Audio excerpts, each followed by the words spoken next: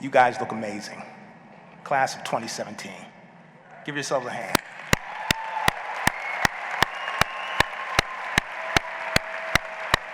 Woo! Just had to get that out of my system. First, let me start with a really heartfelt thanks to Dean Zalatova. I got that right, didn't I? You did. I did. Did you all know how to pronounce that? No, okay. For having me here. I'm still convinced that this is a mistake, and I'm expecting somebody to yank me off the stage. I thought at first when I got the invitation that some of my friends were pranking me, and they assured me that they weren't. And then I thought maybe Dean was pranking me. She has an interesting sense of humor, but she assured me, Ralph, I'm not pranking you. You're the commencement speaker. So here I am. I also want to thank Dr. Catherine Moran. She has been an unbelievable steadying force throughout this whole ordeal. She's up there, and I really appreciate everything she has done to make this day possible and getting me here. So thank you, Catherine. Quick story before I begin, and it's something I want you to keep in the back of your minds. I believe that the universe is a very connected organism. Einstein called it quantum entanglement. Spooky action at a distance. So imagine that. You come to a commencement and you get a physics lesson.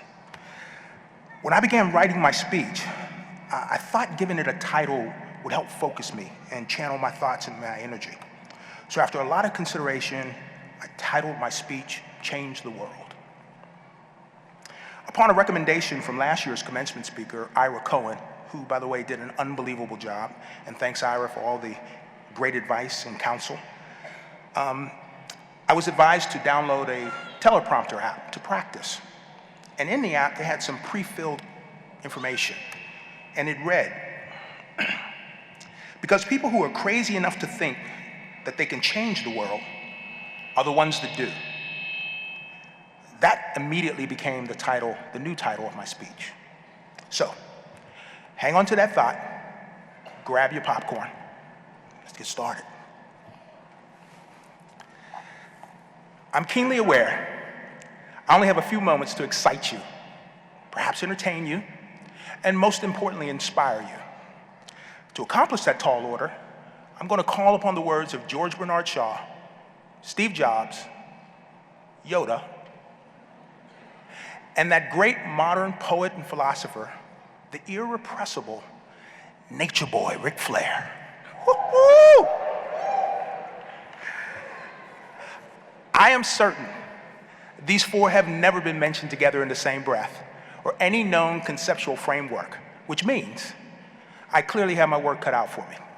So, you guys ready? All right. I hear some people who are ready.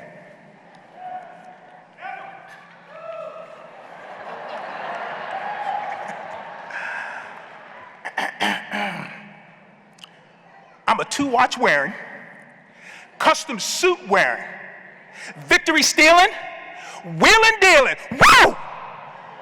Tesla riding, jet flying, son of a gun. And the world is going to have a hard time holding this unreasonable man down. Woo!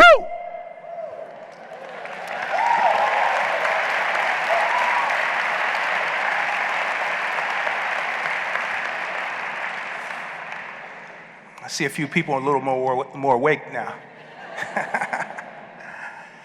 Leaving aside for the moment the argument over the authenticity of professional wrestling, Ric Flair was considered by many to be the greatest professional wrestler of all time. His athletic prowess in the ring made him a Hall of Famer and a world champion many times over. But it was his ability to work the microphone that made him a superstar. He was completely over the top. Bleach blonde hair, flashy jewelry, designer clothing, limos, private jets, the works. He had a flamboyant lifestyle that was all about glory and gold.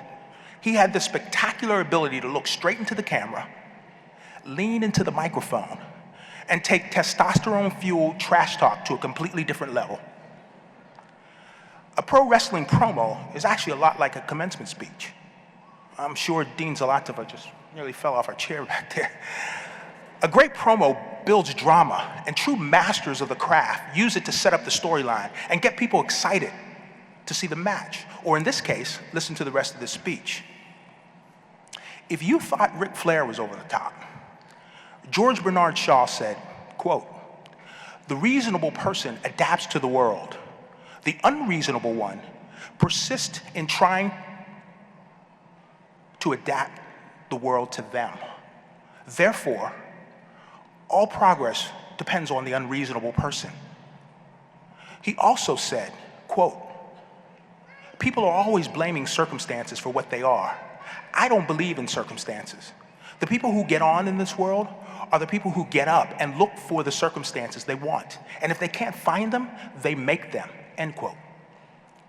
Steve Jobs said, quote, "When you grow up, you tend to get told the world is the way it is, and your life inside the world, and your life is your life inside the world.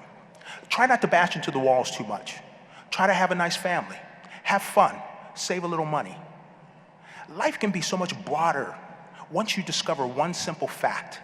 Everything around you that you call life was made up by people that were no smarter than you. And you can change it. You can influence it. You can build your own things that people can use. Once you learn that, you will never be the same again." And arguably, the greatest Jedi Master in the universe once said, quote, "Do or do not. There is no try," end quote. Woo!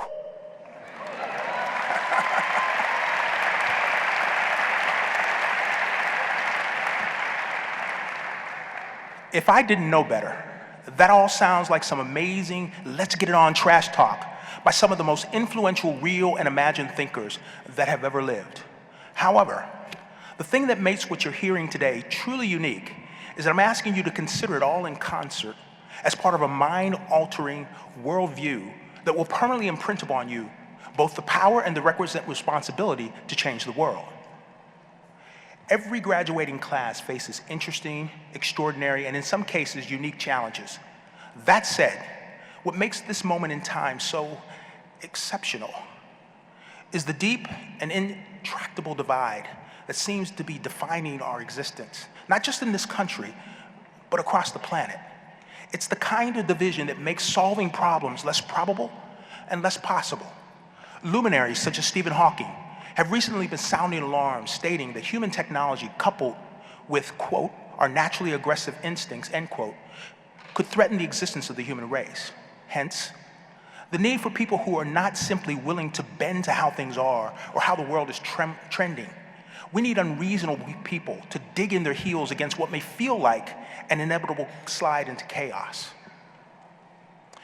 Reason says that I shouldn't be here. The fact that I am is a testament to the many times over the course of my life when I've refused the allure of reason and prodding to be realistic. I've been come on, son, my whole life. Come on, son, you can't afford Boston University. Come on, son, you're not gonna play Division I basketball. Come on, son, you're not gonna work on Wall Street. Come on, son, you're not gonna be the CIO of a Fortune 500 company. And I'm sure many of you have heard similar sorts of things throughout the course of your life. To truly understand what I mean when I say I don't belong here, you have to appreciate where I come from. I was born in Pittsburgh, Pennsylvania. To this day, when people attempt to tell me what a great place Pittsburgh is, I tell them that it is a world that epitomizes the tale of two cities. And I am not from the desirable part. As you probably guessed, I am the son of completely unreasonable parents who were totally disinterested in my best and would only accept from me the best. The severe penalties for failure helped me to quickly discern the difference between the two concepts. My late father worked for U.S. Steel for over 40 years and spent a significant part of his career shoveling crushed coal into a furnace that he once described to me as the gates of hell. He often did something called doubling out, where he would work for 16-hour stretches, all to support his family, my parents, along with 4 children living in a 900-square-foot home. I grew up bullied, something of an outcast, with an inability to fit in anywhere or with most anyone. Moreover, I've grown up in a world where someone like me is 1,000 times more likely to go to prison than to graduate from a 4-year college. My circumstances would often mockingly declare that I was never going to get out of Pittsburgh or attend a place like Boston University. I was never going to play Division I basketball for a Hall of Fame coach. I was never going to graduate with a degree from Questrom or complete my graduate degree at Met or earn my MBA. I never lamented. Instead, I've done what any unreasonable person would do. I doubled down on my dreams and aspirations. And by your presence here today, I'd say I'm in the company of a group that clearly understands how unreasonable you must be at times to accomplish your goals. Speaking of accomplishing goals, what you all have done is simply outstanding. Your achievement will serve you well in ways that you cannot imagine sitting here today. And while your degrees will prove to be incredibly beneficial, I'm here to tell you that the degree alone is simply not enough. I'm not in any way attempting to diminish the value of your extraordinary accomplishment or the glory of this momentous day. I have 2 degrees from Boston University myself, and I thoroughly enjoyed every moment of the time that I spent here. However, aside from the many courses and countless hours spent studying in the library and in the corners of the student union, what I really learned during those transformative years and in the time since is that winning has less to do with your credentials and experience and everything to do with your ability to figure it out. Understand this, I have never had a job for which I was traditionally qualified. What I mean by that is, I have never, ever had a job that I either had experience doing or that I matched the stated qualifications. The ability to figure things out is especially important now because many of the jobs that some of you will have haven't been invented. And some of the jobs that many of you have spent your college careers preparing for may not soon exist.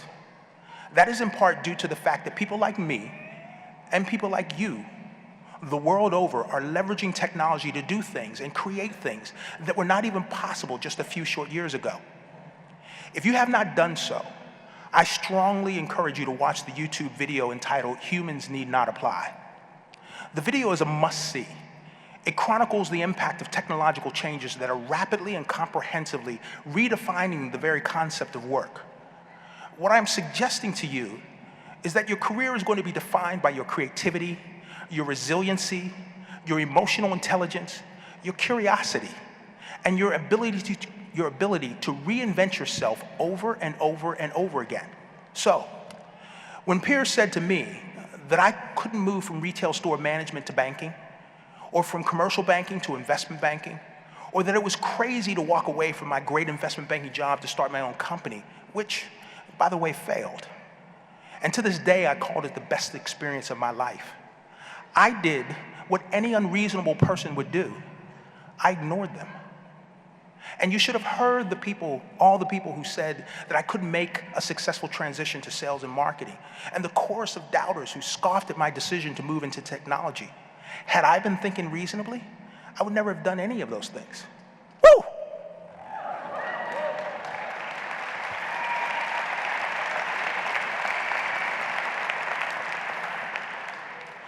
All those changes in my life, and the ones coming in yours, represent opportunity.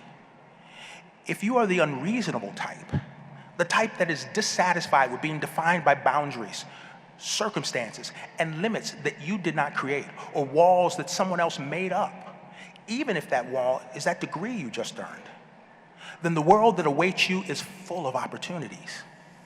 You all possess the power to live a life that you define on your own terms, limited only by the force of your will and the courage of your convictions. Which brings me back to where we began. My Ric Flair inspired declaration is my affirmation to myself and my defiant shout out to the world that I am and will always be that unreasonable person. I've made a conscious choice to speak up and speak out, to stand up and act out, even when reason and logic suggest a different, easier, and less painful path. I've chosen not to be a victim of circumstance or even defined by circumstance. I choose them, or better still, I create them. And I encourage you to do the same. So, take one last look around and remember that all of this was made up by people who are no smarter than you. Every institution, every company, every social construct was imagined by someone just like you. Once you realize that, once you embrace that fact, you unlock your potential to create companies and objects and ideas that will change the world. The only limits are those that you place upon yourself. This then is a call to action, a call to take the road less traveled, a challenge to be better than good, to color outside of the lines, bang into walls, bang up against perceived boundaries, bang into perceived limits, those of others, and most importantly, your own. Whatever you do, please do not simply adapt to the world around you. Think unreasonably. Do the unreasonable. Stand firm in your greatness. Your family needs your unreasonable best.